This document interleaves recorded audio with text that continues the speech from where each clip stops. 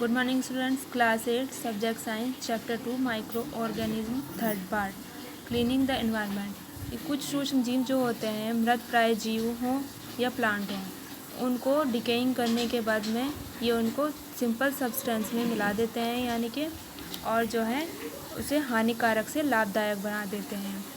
अब क्या होता है, इंक्रीजिंग सॉइल फर्टिलाइटी। कुछ जो जीव होते हैं लाइक जैसे कि रूट में पाए जाने वाले होते हैं, और जैसे कि सिंपल लैंग्वेज में हम बोलते हैं एक केचुआ किसान का दोस्त होता है।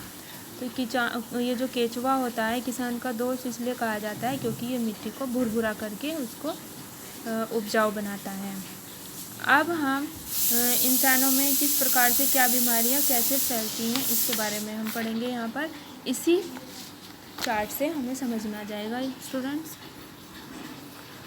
ये है वायरस, यानी कि वो सूक्ष्म जीव जिनसे जो बीमारियां फैलती हैं। वायरस होता है विषाणु। विषाणु से क्या फैलता है, हमें कॉमन कोल्ड हो जाता है, इन्फ्लुएंजा हो जाता है एंड डेंगू हो जाता है और पोलियो हो जाता है।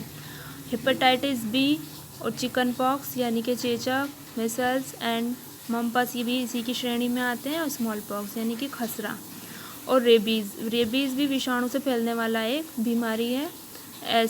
ये आ जाता है एड्स, और एड्स भी उसी से फैलता है। रेबीज़ इस प्रकार फैलता है कि जब किसी स्वस्थ इंसान को कोई बीमार जैसे कि डॉग की लार में यानी कि कुत्ते की लार में सबसे ज़्यादा रेबीज़ पाए जाते हैं। वो लार चाहे तो वो उसको काट ले या काटने के बाद उसके अंदर इंजेक्ट हो जाए, या फिर ऐसे ही वो किसी भी प्रकार स्वस्थ मनुष्य के अंदर पहुंच जाए तो वो रेबीज़ का शिकार हो जाता है। और ये एड्स के अंतर्गत आता है जब मनुष्य की जो इम्यून पावर होती है वो बहुत ही कमज़ोर हो जाती है। एक साथ उसे लगातार कई बीमारियां उसके अंदर आ जाती हैं। इस प्रकार की बीमारियां बहुत ही खतरनाक होती हैं। मनुष्य की एड्स के कोई इलाज नहीं होता है। बैक्टीरिया, अब बैक्टीरिया से क्या होता है, बैक्टीरिया से टाइफाइड फीवर होता है, चोलेरा यानी हैजा हो जाता है, अडेपरसिलोसिस और एंथ्रेक्स और टेटनस और food poisoning and diphtheria and plague, यानी कि ये जो है भोजन अधिक तक खाने से फूड पॉइजनिंग हो जाती है, घेंगा हो जाता है और प्लेग हो जाता है बैक्टीरिया से।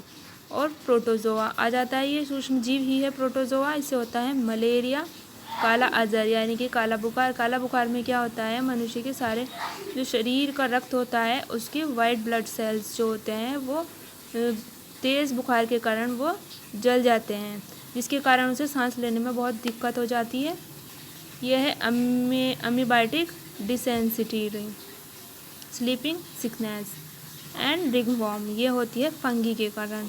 स्किन डिसीज़ है ये रिंगवॉर्म, शरीर पर चकत्ते टाइप पड़ जाते हैं इस प्रकार के। अब आ जाती है कॉमन डिसीज़, जैसे कि बैक्टीरिया से क्या होता है, काउज एंड बफेलोज के कैटल में अक्सर पाए जाते हैं बैक्टीरिया, और पोल्ट्री बर्ड्स यानी कि जहाँ पर मुर्गी पालन होता है। और फिर है वायरस, वायरस से होता है, वायरस कहाँ पाया जाता है अधिकतर, गाय और भैंसों के और मुर्गी पालन के जहाँ पर अधिक इनकी बहुत अधिकता होती है वहाँ पर ये पाए जाते हैं।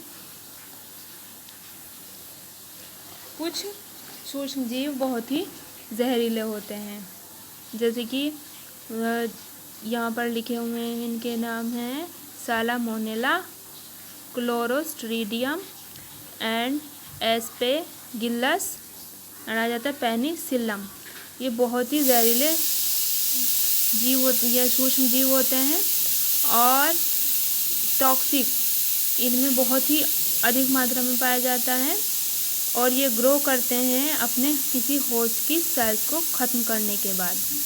Bacteria causing food poisoning, salmonella and clostridium.